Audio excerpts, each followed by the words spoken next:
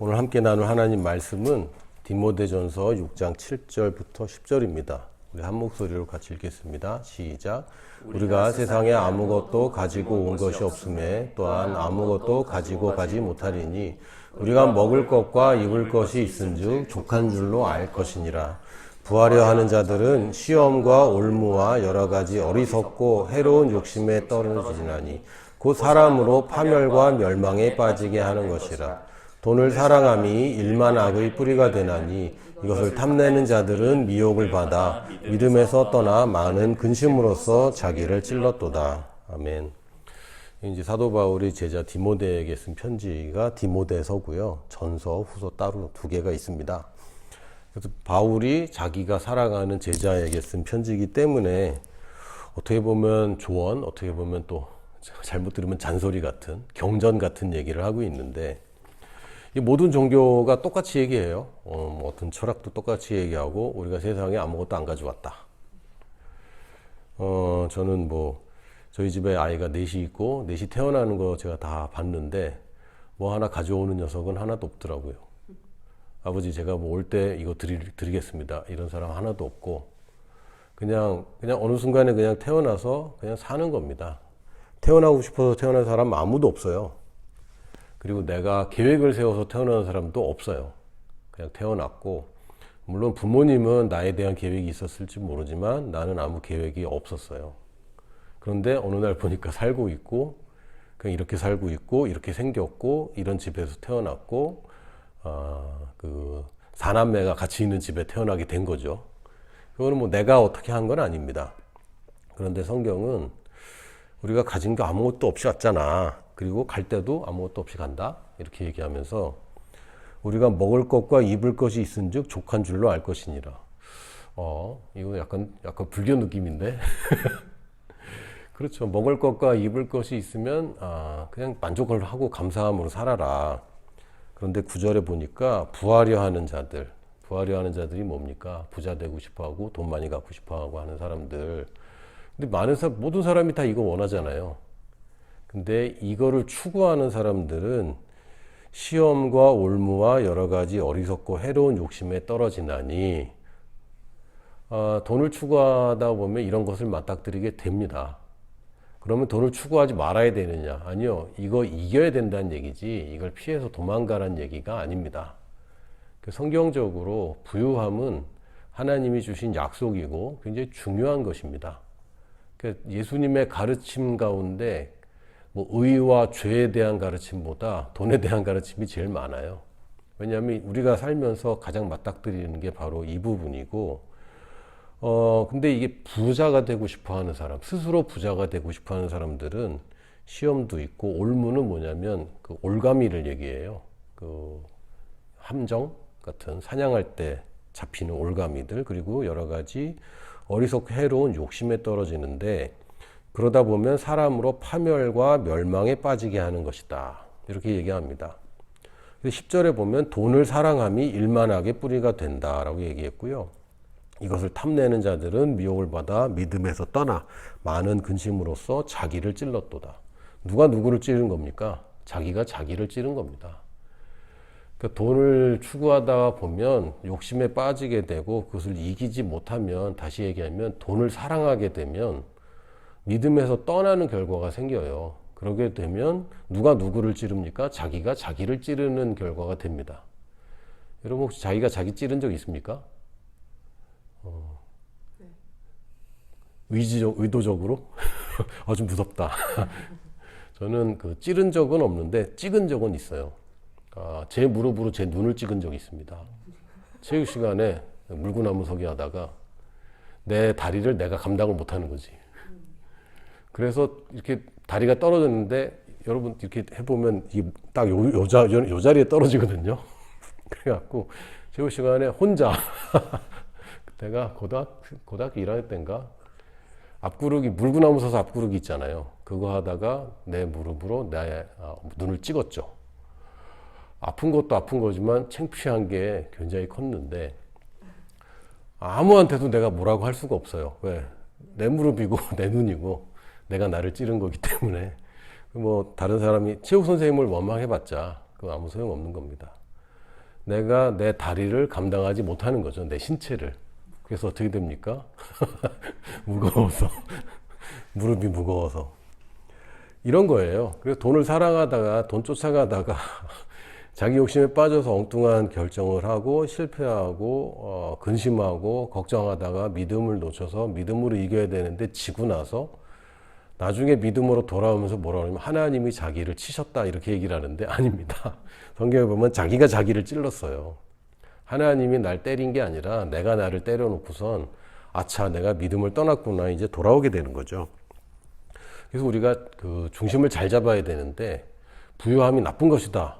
돈은 나쁜 것이다 라고 가르쳐도 틀린 겁니다. 돈은 중요하고 필요한 것입니다. 돈 없으면 너무 힘들죠. 그렇다고 돈을 쫓아가면 되느냐? 그건 또 아닌 거예요.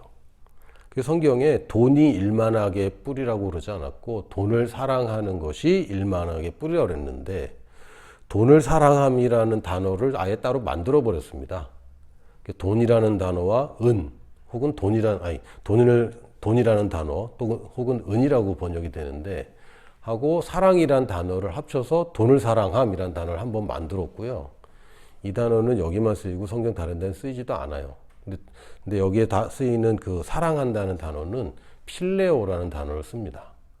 우리는 사랑이면 똑같은 사랑인데 그 성경 헬라어에는 아가페 사랑이 있고 필로라는 사랑이 있고 또 에로스라는 사랑이 있어요. 또 뭐 다른 것들도 있는데 크게 얘기해서 아가페 사랑은 하나님의 사랑, 조건 없는 사랑을 얘기할 때 아가파오라는 그 사랑하다라는 단어를 쓰고요.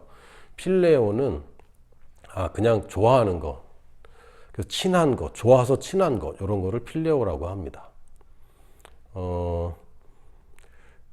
그 일본말, 뭐 한국말도 뭐 사랑하다, 좋아하다는 다르죠. 그리고 친구를 사랑한다라고 얘기할 때는 사실은 좋아한다는 표현인 거고요. 헬라어식으로 얘기하면. 그래서 친구라는 단어가 필로스라는 단어입니다. 필레오는 좋아하다, 필로스는 친하다 또는 친구, 벗 이렇게 번역이 됩니다. 똑같은 어원을 가지고 있어요. 그래서 우리가 예전에 사랑하던 옛사랑으로는 에베소서 2장 3절에 보면 전에는 우리도 다 그 가운데서 우리 육체의 욕심을 따라 지내며 육체와 마음에 원하는 것을 하여 다른 이들과 같이 본질상 진노의 자녀였더니. 여러분 돈을 사랑하는 거요. 그거 옛사랑입니다. 옛날 지나간 내가 옛날에 좋아하던 것이었어요. 근데 지금은 그것이 우리가 좋아하고 사랑하는 것이 아니라 그것은 우리가 사용하는 것입니다. 여러분 애착이 갈 수 있어요. 여러분 좋은 폰을 사거나 또는 뭐 어른들은 자동차를 사거나 또 좋은 집을 사면 애착이 갑니다. 애착가는 뭔가가 있죠. 귀하게 여기는 게 있고 그 좋아해도 됩니다. 그 정도 수준에서는. 그러나 그걸 위해서 내가 뭔가를 다른 것을 하고 근심을 하거나 두려움을 갖고 있다면 그것은 이미 잘못 가고 있는 거예요. 그래서 사랑이 옛날 우리 육신적인 사랑은요, 그 근본이 두려움과 욕심입니다. 그러니까 없으면 안 되니까 필요한 것이고 갖고 나니까 더 갖고 싶어서 이 욕심이 나는 거예요. 또 이 사랑이라는 거, 옛날 사랑, 내가 육신적으로 사랑하는 거, 내가 좋아하는 것들은 그 계시가 없어서 그걸 좋아하고 있는 겁니다. 계시가 없어서 그걸 좋아하는 거예요. 이 수정이도 이제 동생들 보면 알겠지만 동생들이 돈 개념이 없죠. 돈 개념 한 명은 있어요. 한 명은 있으나 두 명은 없죠. 돈 개념이 없을 때는 100원짜리랑 1000원짜리랑 바꾸기 쉽습니다. 야, 이게 더 좋은 거야 라고 얘기하면 애들이 이제 바꿔주죠. 그리고 저의 경우는 막내가 제일 돈을 잘 사줍니다. 사랑을 많이 받아서 사랑이 넘치기도 하고 돈이 그렇게 중요한 걸 잘 몰라요. 그래서 뭐 아빠 내가 과자 사줄까? 뭐 이런 얘기를 자주 해줍니다. 그럴 때마다 저는 어떻게 해요? 냉큼 사달라고 얘기하진 않죠. 괜찮아, 아빠는 안 먹어도 돼 이렇게 얘기를 하는데 돈 개념이 없어요. 그러다 보면 뭐가 중요하고 뭐가 안 중요한지를 잘 모릅니다. 이 무식하면요, 지혜가 없으면, 지식이 없으면, 다시 얘기하면 이 사랑에 대한 계시가 없으면 이게 진짜 사랑인 줄 알고 착각을 해요. 그 옛날에 우리가 하던 사랑이 다 그런 것이었습니다. 그리고 비참한 짝사랑들인 거예요. 온전한 사랑이 아닙니다. 짝사랑은 한쪽에서만 그냥 좋아하고 비참하죠. 좋아하면 좋아할수록 더 괴로워요. 이게 짝사랑이고, 나쁜 친구를 좋아하는 것, 이거 굉장히 비참한 짝사랑입니다. 제가 청소년들한테 얘기할 때 가끔 힘든 친구들을 사귀느라고 고민하는 청소년들을 꽤 만나요. 이 친구들 특징이 뭐냐면 자기가 이걸 같이 안 하면 친구들 사이에서 멀어지는 게 두렵다는 거예요. 자, 두려움이 이제 이미 두려움이란 단어가 나타나면 이거는 온전한 좋은 사랑이다, 나쁜 것이다, 나쁜 겁니다. 원래 사랑은 두려움이라는 게 없는 거예요.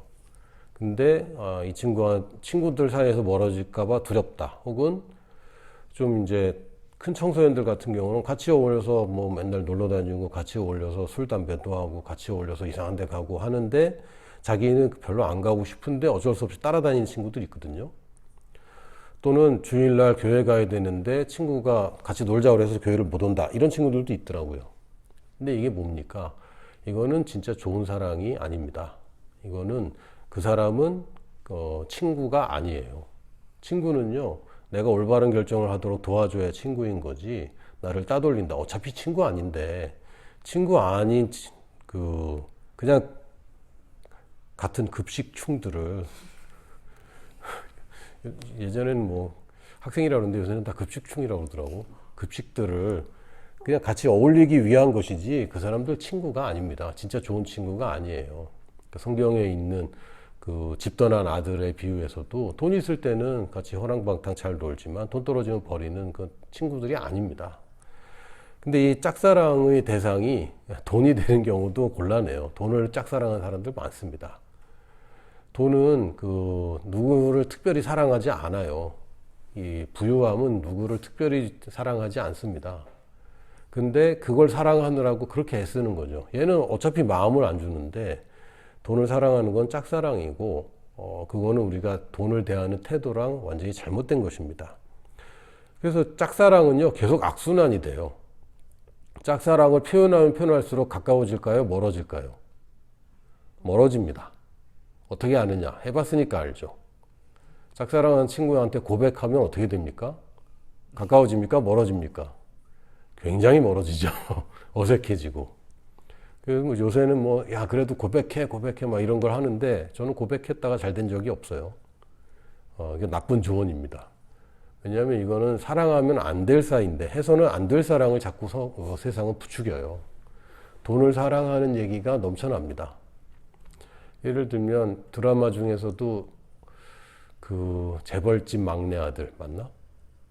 정확한 스펠링이 맞습니까? 재벌집 막내 아들. 나보다 나이 많은 남자들도 그걸 다 보고 있더라고. 8시가 되면은 집에 가야 된대. 그거 봐야 된대. 본방 사수해야 된다고 빨리 끝나자고. 저녁 빨리 먹고 가자고. 그거 봐야 된다고. 뭐 이러더라고요. 근데 그런 얘기들이 왜 좋으냐면 돈 얘기들이기 때문입니다. 쉽게 돈 버는 얘기들이 많이 나와서 사람들이 좋아하는데 짝사랑은 악순환될 뿐이지 이게 개선되지가 않아요. 사랑의 대상을 바꿔야 됩니다. 그 사람은 사랑하면 안 될 사람인 거예요. 짝사랑은 잘 될 수가 없어요. 시간이 지나도 결국은 안 됩니다. 그래서 해서는 안 될 사랑을 할 게 아니라 이제 새 사랑을 해야 됩니다. 하나님의 사랑, 아가페의 사랑으로 우리가 그 사랑을 받았고 이제는 그 사랑에 집중을 해야 됩니다. 요한일서 4장 16절에서 18절 하나님이 우리를 사랑하시는 사랑을 우리가 알고 믿었노니 하나님은 사랑이시라. 하나님은 사랑이 많다, 사랑해준다 이런 표현이 아니라 하나님은 그냥 사랑 그 자체입니다. 사랑 안에 거하는 자는 하나님 안에 거하고 내가 하나님 안에 거한다는 얘기는 사랑 안에 거한다는 얘기구나. 내가 예수님을 믿는다는 얘기는 하나님의 자녀가 된다는 얘기고 나는 이미 사랑받는 사람이 되었구나 라는 뜻이구나. 우리는 이미 사랑받는 존재가 되었습니다. 그리고 하나님도 그의 안에 거하시느니라. 하나님은 사랑인데 사랑인 하나님이 내 안에 거하면 나는 사랑을 갖고 있는 겁니까? 안 갖고 있는 겁니까? 갖고 있는 겁니다. 저는 사랑이 좀 없어요. 아니면 착각하는 겁니다. 갖고 있는 겁니다. 하나님의 온전한 사랑을 내가 받았기 때문에 받은 사람은 이미 사랑을 가지고 있습니다. 17절에 이로써 사랑이 우리에게 온전히 이루어진 것은, 사랑이 온전히 이루어졌다는 얘기가 뭡니까? 더 이상 짝사랑이 아니란 얘기입니다. 하나님이 죄인들을 사랑하는 짝사랑도 아니고, 하나님을 누군지도 모른 채 신을 그렇게 찾고 있는, 우상을 숭배하는 그런 짝사랑도 아니고, 하나님이 날 사랑하고 나도 하나님을 사랑하는 온전한 사랑의 관계가 이루어진 것은 과거형입니다. 이미 이루어졌습니다. 우리로 심판날에 담대함을 가지게 하려 함이니, 그러므로 그리스도 안에 있는 사람은 심판을 더 이상 두려워하지 않습니다. 하나님은 나를 사랑하지 나를 심판하는 분이 아니거든요. 주께서 그러하심과 같이 우리도 이 세상에서 그러하니라. 사랑 안에 두려움이 없고 온전한 사랑이 두려움을 내쫓나니 두려움에는 형벌이 있습니다. 두려워하는 자는 사랑 안에서 온전히 이루지 못하였느니라. 우리는 두려움이라는 것은 이제는 없습니다. 두려움이 없다라고 얘기하기 시작하세요. 두려워하지 말아야 돼가 아니라 나는 온전한 사랑에 있어서 두려움이 없다. 두려움과 사랑은 공존할 수 없는데 하나님의 온전한 사랑 안에 있으면 두려움이 없죠. 이제는 우리가 새로운 본성을 가졌습니다. 새로운 본성은 사랑의 본성이고 내가 이미 사랑을 받았고 사랑을 가지고 있기 때문에 원수조차도 사랑할 수 있는 그 사랑의 능력을 이미 가졌습니다. 용서를 해야 되는데 잘 안 돼요 라고 얘기할 게 아니라 나도 저 사람을 용서할 수 있어. 나도 자격이 없지만 사랑을 받았기 때문에 내가 가진 그 사랑도 자격이 없음에도 사랑할 수 있는 바로 그 사랑이고, 저 사람이 나한테 심지어는 사과하지 않았지만 나는 그 사람을 사랑할 수 있다라고 얘기하기 시작해야 됩니다. 동생들을 사랑하는 것이 늘 쉽지만은 않아요. 저는 좀 덜했는데 저희 집에 아들들과 딸들의 관계를 보면 가까이 있는 사람일수록 사랑하기 어렵습니다. 대부분 용서해야 되는데 용서 못하는 사람은 다 가까운 사람들이에요. 먼 사람들은 뭐 용서할 필요도 없습니다. 용서하기도 쉬워요. 안 보면 그만이니까.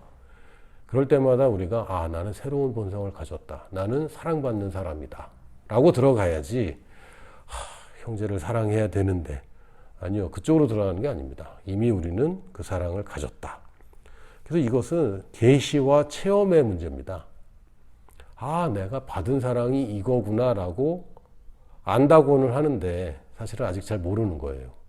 내가 그 사랑을 알면 알수록 다른 사람을 사랑할 수 있게 되고요. 하나님의 사랑을 체험하면 체험할수록 다른 사람에 대한 사랑에도 넉넉해집니다. 하나님의 축복의 계시가 있을 때 우리가 헌금하는데 아깝지 않게 되고요. 하나님의 그 축복을 충분히 누리면 누릴수록, 체험하면 체험할수록 내가 흘려보내는 것도 더 많아집니다. 이건 계시와 체험의 문제예요. 내가 아직 모르고 있고 내가 지금 안 되고 있다면 지금 계시가 약한 거고요. 이 계시가 약한 부분은 하나님의 말씀을 고백하고 여러분이 영으로 기도하는 시간을 늘려야 됩니다. 이게 없으면 계시가 발전될 수가 없어요. 계시를 늘리려면 듣는 것을 늘려야 되는 거고요. 듣는 것은 하나님의 말씀이고 내가 영으로 깨어있는 시간을 늘릴 수밖에 없습니다. 그러면 이 사랑은 결국 어떤 사랑입니까? 서로가 서로를 사랑하는 또 서로를 위한 온전한 사랑입니다. 그러니까 하나님을 위해서 사는 삶이 어려운 게 아니고요. 하나님이 나를 위하신다는 계시와 체험이 자꾸 늘어나면 하나님을 위해 살고 싶은 마음이 점점 커집니다. 왜요? 하나님을 위해서 하는 것이 그렇게 좋으니까. 그게 좋거든요. 저는 연예인을 보고서 연예인한테 선물을 준다든지 그런 경험은 없어요. 근데 연예인들한테 돈 보내는 사람도 있더라고요. 아주 되게 비싼 선물을 주고 난 그거 되게 이상해요. 왜냐면 그 사람이 나보다 돈 훨씬 많거든. 근데 내가 그 사람한테 뭔가를 준다는 게 여러분 이해가 돼요? 안 되잖아요. 근데 그렇게 한단 말이에요. 왜죠? 사랑하니까, 좋으니까. 마찬가지입니다. 하나님도 내가 자격이 없는데 하나님이 줄 수 있는 최고를 주셨어요. 그 아들을 주셨습니다. 예수님을 주셨어요. 그래서 나도 알아. 하나님이 나보다 훨씬 부자야. 그런데도 나는 하나님께 뭔가를 드리고 싶은 거예요. 기쁘게 하고 싶고. 하나님이 내가 뭘 한다고 기뻐할 만한 수준은 아닙니다. 그 아이들이 저한테 선물을 준다고 할 때 아이들이 벌써 이제 여러 번 했기 때문에 다 알아요. 아빠는 그냥 이 정도 사줘서는 어차피 기뻐하지 않아. 왜요? 그 돈 아빠가 준 거잖아. 그래서 아빠가 기뻐하는 선물은 오토바이 정도 돼야 아빠가 기여한다고 압니다. 막내가 가끔 물어봐요. 아빠 오토바이 얼마야? 물어보죠. 그럼 제가 얼마라 그러면 나중에 사줄게. 자기가 오토바이를 사주겠다고 약속했거든, 아빠한테. 우리가 하나님께 뭐 드린다. 하나님이 그 드리는 것 자체가 필요한 게 아닙니다. 하나님은 하나님께 드린다기보다 하나님을 사랑하는 마음으로 그것이 흘러가길 원하세요. 하나님과 나 사이에 선순환이 되는 거죠. 악순환이 아니라 계시가 일어나고 그 계시대로 살면 체험하게 되고 이 체험을 바탕으로 더 깊은 수준의 계시가 일어나고 하나님과의 하나됨이 더 강화됩니다. 하나님과 더 친해진다. 어떻게 보면 맞고 어떻게 보면 틀린 얘기인데 하나님과 나의 관계는 더 이상 그 사이에 아무것도 없기 때문에 더 이상 거리가 없어요. 그럼에도 불구하고 내가 누리는 부분은 다 다릅니다. 사람마다 특히 이 돈에 대한 하나님께서 주시는 부유함에 대한 계시와 체험은 다 다르거든요. 그런데 내가 뭔가 하나님의 축복을 노리고 뭔가 접근하거나 혹은 두려움에서 접근하는 것이 아니라 하나님께 내가 충분히 사랑받고 있고 내가 하나님을 더 사랑하는 것이 나의 본성이라는 것에 계시로 접근하면 이 선순환이 돼서 여러분이 점점 더 부유함, 여러분이 다루게 되는 부유함이 점점 더 늘어나게 되고 그냥 선순환만 우리끼리 하는 게 아니라 이것은 재생산하게 됩니다. 이게 다른 사람의 삶까지도 변화시켜요. 여러분이 늘 선택을 바로 해야 되는데 하나님과 돈은 같이 선택할 수가 없다고 성경은 분명하게 얘기합니다. 누가복음 16장 9절에서 14절에 보면 이거 불의한 청지기라고 하는 그 비유의 말씀인데 내가 너희에게 말하노니 불의의 제물로 친구 필로스를 사귀라. 돈을 필레오하지 말고 돈으로 필로스를 사귀는 겁니다. 다시 돈을 필레오 좋아하는 게 아니라 돈으로 필로스를 사귀는 겁니다. 그러니까 대상을 잘 생각해야 됩니다.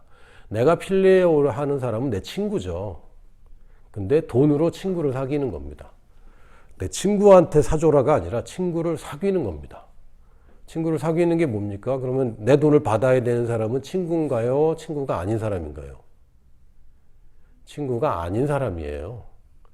친구가 아닌 사람이 내 돈을 통해서 나와 친구가 되는 것입니다. 그럼 친구 사귀려면 돈으로 친구를 살 수는 없어요. 그러나 친구 사귀려면 돈이 듭니다. 선물도 필요하고 밥 같이 먹는 것도 필요하고 돈이 듭니다. 친구를 사귀는 것에 여러분이 돈을 쓰기 시작하는 것이고 그리하면 그 재물이 없어질 때에 그들이 너희를 영주할 처소로 영접하리라. 우리가 세상에 올 때 아무것도 가지고 온 게 없고 갈 때도 아무것도 못 가져가지만 함께 갈 수 있는 사람들은 있어요. 그 얘기를 하는 겁니다. 우리가 천국 갈 때 돈 못 가져가고 아무것도 못 가져가요. 그러나 친구들은 내가 데려갈 수 있습니다. 지극히 작은 것에 충성된 자는 큰 것에도 충성되고 지극히 작은 것에 불의한 자는 큰 것에도 불의하니라. 너희가 만일 불의한 재물에도 충성하지 아니하면 누가 참된 것으로 너희에게 맡기겠느냐. 너희가 만일 남의 것에 충성하지 아니하면 누가 너희의 것을 너희에게 주겠느냐. 집 하인이 두 주인을 섬길 수 없나니 혹 이를 미워하고 저를 사랑하거나 혹 이를 중히 여기고 저를 경히 여길 것임이니라. 너희는 하나님과 재물을 겸하여 섬길 수 없느니라. 근데 14절에 뭐라고 표현되어 있냐면 바리새인들은 돈을 좋아하는 자들이라 이 모든 것을 듣고 비웃거늘 이렇게 되어 있습니다. 우리는 뭐 비웃지는 않아요. 비웃지는 않는데 뭐 맞는 얘기입니다. 하지만 이걸 받아들이지 않죠. 어떤 사람들입니까? 돈을 사랑하는 사람들. 이미 돈을 좋아하는 사람들은 이 말에 그렇다. 하나님만 섬겨야 된다라고 하는 게 아니라 어렵다. 혹은 뭘 해야 되는데 이쪽으로 이제 반응하고요. 말씀을 가볍게 여깁니다. 하나님을 택하라는 얘기는 너 먹는 거 입는 거 그 빼고는 다 바쳐라 이런 얘기 아닙니다. 하나님의 사랑의 공급 안에 거하라는 뜻입니다. 너의 돈이 어디서 오는가? 제가 일해서 월급 받은 건데요. 제가 영업해서 사람들한테 받은 건데요. 그런데 재물 얻을 능력은 누가 줬는가? 기회와 지금까지 내가 살아오면서 그거 누가 심었어요? 내가 심은 거 아니거든요. 여러분이 자수성가한 사람이 뭐 그런 사람도 있을 거예요. 그러나 갓난아기 때부터 남의 도움 없이 산 사람이 누가 있겠습니까? 아놀드 슈왈제네거라는 그 유명한 보디빌더 겸 영화배우 겸 정치인이 있어요.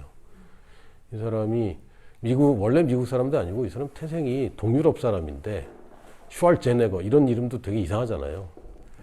이 사람이 땡전 한 푼 없이 미국으로 이민 와서 자기 보디빌딩 하겠다고 왔는데 아무것도 가진 게 없는 거예요. 근데 이 사람이 살던 월세방에 살 때 사람들이 와서 먹을 것도 갖다 주고 옷도 나눠주고 자기 그렇게 살았다는 거죠. 이 사람이 나중에 성공했죠. 영화배우로서도 성공했고 캘리포니아 주지사까지 됐단 말이에요. 한국으로 치면 거의 대통령급입니다. 근데 이 사람이 대학에서 연설을 할 때 그런 얘기를 했어요. 누구도 남의 도움 없이 살지 못한다. 자기 이민 왔을 때도 같이 보디빌딩 하던 그 선배들이 자기를 그렇게 도와줬고 자기가 스스로 성공하는 사람 아무도 없다. 자수성가라는 말은 잘못된 얘기다. 누군가가 도와줘서 성공했고 또한 나도 누군가를 도와줘야 된다. 여러분이 대학을 졸업하는데 자기가 공부 잘해서 졸업하는 거 아니다. 누군가가 도와줬기 때문에 여기까지 온 거 아니냐. 여러분 졸업해서 사회에 나가게 되면 도와주는 일을 해야 된다. 이런 얘기를 했어요. 우리가 하나님의 공급을 인정하면 인정할수록 거기에 계시가 있으면 있을수록 돈에서 자유로워집니다. 돈에서 자유로워지면요. 돈을 부릴 수 있게 돼요. 돈을 진짜로 사용할 수 있게 됩니다. 돈의 친구가 되는 게 아니라 돈을 부려서 친구를 사귀는 겁니다. 이 개념만 여러분이 정확하게 해도 여러분이 헷갈리지 않습니다. 돈을 친구로 사귀지 않아요. 돈과 친하게 지낼 방법이 없습니다. 돈은 부려야 되는 내 종이고 돈의 종이 되는 게 아니라 돈을 내 종으로 삼아서 뭐 하라고? 친구를 사귀라고. 사람들을 사귀는 것입니다. 사람들을 돕는 것입니다. 그래서 마태복음 6장에도 보면 똑같은 얘기가 반복되는데 6장 21절에는 이렇게 되어 있습니다. 내 보물이 있는 그곳에는 내 마음도 있느니라. 마음이 있는데 돈 쓰는 거 아닌가요? 맞습니다. 그래서 어떻게 됩니까? 엉뚱한 데로 갑니다. 그래서 어떻게 되느냐? 여러분의 마음을 가다듬고 싶다면 올바른 데에 돈을 쓰기 시작하세요. 그러면 여러분이 거기에 마음이 갑니다. 여러분이 해야 되는 일들에 돈을 쓰세요. 그러면 거기에 마음이 갑니다. 여러분이 만나야 되는 사람들에게 돈을 더 쓰세요. 그러면 거기에 마음이 갑니다. 이게 비결인 거예요. 가만 보면 이런 사람도 있죠. 돈 정말 잘 쓰는 사람들이 있어요. 평소에는 정말 아껴 쓰는데 써야 되는데 참 잘 쓰는 사람들이 있어요. 저도 그렇게 살고 싶고 여러분도 그렇게 살기를 바랍니다.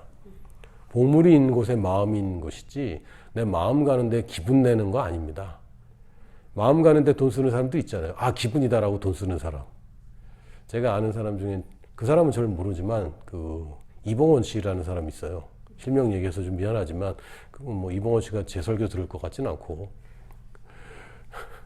그렇게 후배들한테 밥을 잘 사준다고. 60억 빚이 있으나 6억 있으나 그거 다 똑같은 거라고. 어차피 빚이 많기 때문에 지금 100만 원 써도 자기 빚에 기별도 안 간다고. 막 쓴다고. 이 사람 기분대로 돈 쓰는 사람이죠. 이건 곤란합니다. 마음이 가는데 돈 쓰는 게 아니라 마음을 쏟아야 되는 곳에 돈을 쓰는 겁니다. 그러면서 24절에 똑같이 얘기하세요. 한 사람이 두 주인을 섬기지 못할 것이니 너희가 하나님과 재물을 겸하여 섬기지 못하느니라. 돈 없으면 굉장히 불편합니다. 돈이 모자라면 얼마나 어려운지 몰라요. 거기다가 대출까지 받았고 막 이자까지 내고 있으면 많이 압박이 심한 거죠. 그럼에도 불구하고 우리는 그 사용자의 입장인 것이지 돈을 섬기는 자가 돼서는 안 됩니다. 돈 바라보고 일하지 마시고 돈은 따라오게 그냥 두시고 우리는 주님을 따라갑니다. 돈을 사랑하는 거는 불륜이에요. 불륜입니다. 로맨스 아닙니다. 자기가 하면 다 로맨스라고 생각하는데 이건 해서는 안 될 사랑이다. 불륜을 저지르고 있는 것이다. 라고 생각하시고, 끔찍하게 뭐 실제로 불륜 저지르는 것만 나쁜 짓이 아니라 돈을 사랑하는 것 자체가 하나님 앞에서 불륜을 저지르고 있는 것입니다. 그러면 여러분이 지금 헌금 많이 하라 뭐 이런 얘기 아닙니다. 지금 뭐 헌금 설교하는 게 아니라 돈을 사랑하는 것, 이게 그렇게 심각한 것이구나. 하나님이 다른 거 말고 돈과 하나님을 겸하여 섬기지 못한다고 얘기할 정도로 우리가 인생에 돈을 짝사랑하면서 낭비되고 자기가 자신을 찌르고 있는 상황이 굉장히 많은 거예요. 여러분들도 저도 자기 자신을 찌르고 있습니다. 저는 자유합니다. 이런 사람 아무도 없어요. 경제활동 안 하는 어린이들 빼고는 없어요. 그거는 뭐 크게 돈을 사랑하는 마음이 없을 수 있는데, 경제활동을 하는 순간 우리는 돈을 사랑하는 것과 하나님 사랑하는 것 둘 중에 하나를 결정해야 되고, 돈을 쓰는 곳에 여러분의 마음이 갑니다. 돈을 너무 많이 쓰지 마시고, 돈 벌려면 돈 버는데 자꾸 쓰거든요. 그것보다 하나님께 돈을 더 많이 쓰는 여러분 되시기를 예수님의 이름으로 축복합니다. 아멘.